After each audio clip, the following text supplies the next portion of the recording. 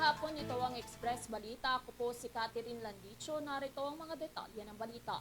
Nag-ain si Senador Amy Marcos ng isang resolusyon na naglalayong magsagawa ng investigasyon sa kamakailang agresibong aksyon ng China sa Ayungin Shoal sa West Philippine Sea.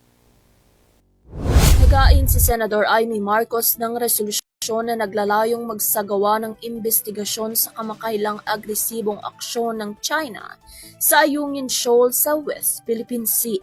Ayon kay Marcos, sa paghahain ng Senate Resolution No. 155, ang insidente ng pagrampas sa pagitan ng mga sasakyang pandagat ng China at Pilipinas noong June 17 ay kailangang suriin pa.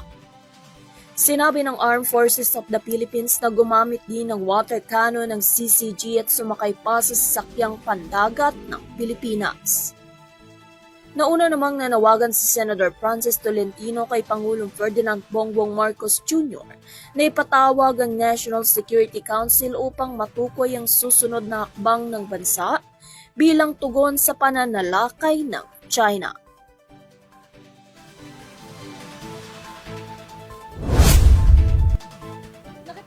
Ng Department of Justice sa Federation of Filipino-Chinese Chambers of Commerce and Industry Incorporation upang mapadali ang pag-deport ng mga illegal na Chinese national na nakakulong sa Bureau of Immigration Facilities sa buong bansa.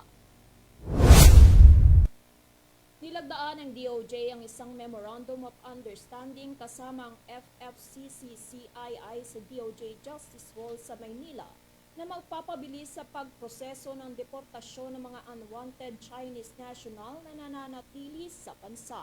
Ito ay sa ilalim ng kasunduan ng FFCCII na tutulong sa DOJ sa pamamagitan ng pagbibigay ng air transportation arrangement para sa mga nakakulong na Chinese national kapag na-clear na ang kanilang deportasyon.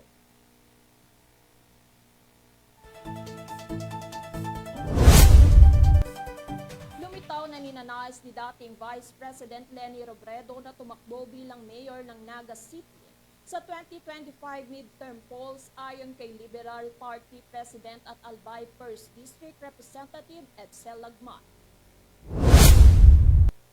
Sa panayam sa Batasang Pambansa Complex, tinanong si Lagman tungkol sa posibilidad na manominate si Robredo para sa bakanteng posisyon sa Department of Education. Ayon kay Lagman, sa huling pag-uusap nila, sinabi ni Robredo na itutuloy nito ang programa ng kanyang yumaong asawa na si dating Naga Mayor at dating Interior and Local Government Secretary Jess Robredo.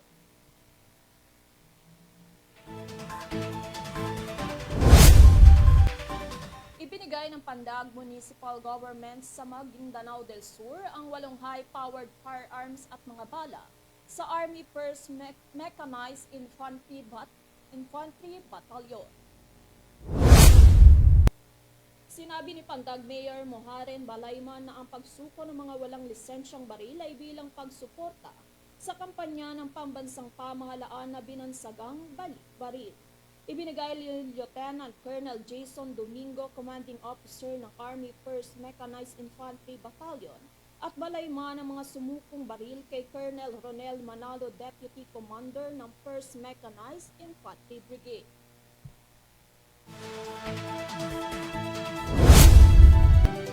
Nagsimula ng sindihan ng Valenzuela City ang pinakamalaking pailaw nito sa kalye, kasabay ng pagkakabit ng closed-circuit television o CCTV sa 33 barangay sa lungsod.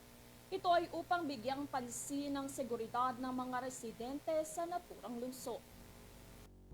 Batay sa lungsod, ito ang pinakamalaking street lighting at pagkakabit ng CCTV sa pagtutulungan ni na Mayor Wes Gatchalian at Senator Win Gatchalian. Ang proyektong ito ay nagkakahalaga ng mahigit 351 million pesos na may kabuuang haba na 40 kilometro na binubuo ng secondary road sa una at pangalawang distrito ng lungsod. Ang 1,241 na street lights at 237 na CCTV nito ay naglalayo naman ng mas maigting na seguridad sa lungsod.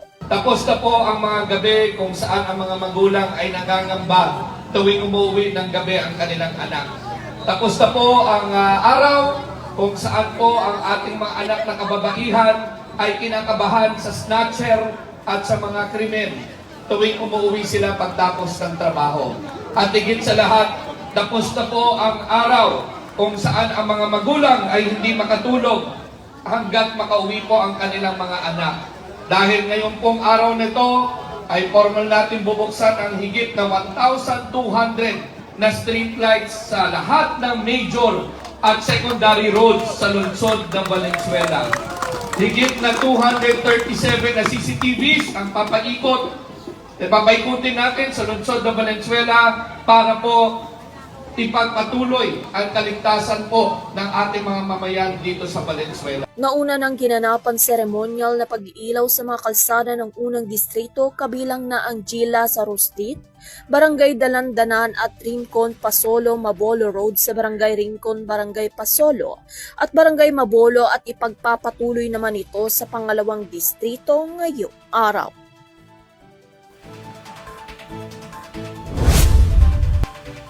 Samantala, hanging habagat patuloy na iiral sa kapuluan ng Pilipinas. Para sa ulat ng panahon, narito si Louie Aliliana. Tod ng patuloy na pag-iral ng southwest monsoon o hanging habagat, inaasahan ang malawak na kaulapan sa western section ng Pilipinas. Sa datos na inilabas ng Philippine Atmospheric, Geophysical and Astronomical Services Administration o PAGASA, kaninang alas 4 ng umaga, magdadala ang hanging habagat ng kalat-kalat na pag-ulan, pagkulog at pagkidlat sa Southern Luzon, Visayas at Mindanao ngayong araw na posibleng umabot hanggang bukas. Bagaman maaliwalas na panahon ang inaasahan ngayong umaga sa Metro Manila, may tsansa pa rin ng thunderstorm o isolated rain showers mamayang hapon hanggang gabi. Pinapayuhan ang taga Mimaropa, Quezon Province at Bicol Region na maging handa sa banta ng pagbaha at pagguho ng lupa. Gayon din ang mga rehiyon sa Visayas at Mindanao na pinag-iingat sa posibleng flash floods. Samantala, improving weather condition o patuloy ang pagbuti ng panahon ang mararanasan sa Mindanao ngayong darating na linggo, kaya mas magiging maaliwalas ang panahon sa mga lugar dito.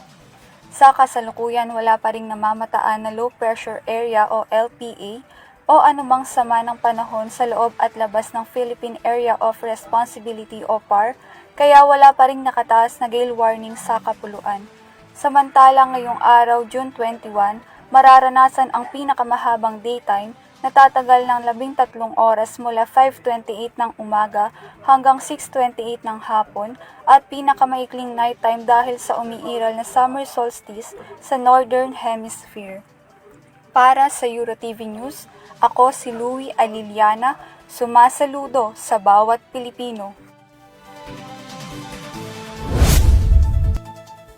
Mga balitang hatid sa inyo ng Express Balita. Para sa mga karagdagang balita, bisitahin nyo lamang ang aming official website, eurotvph.com.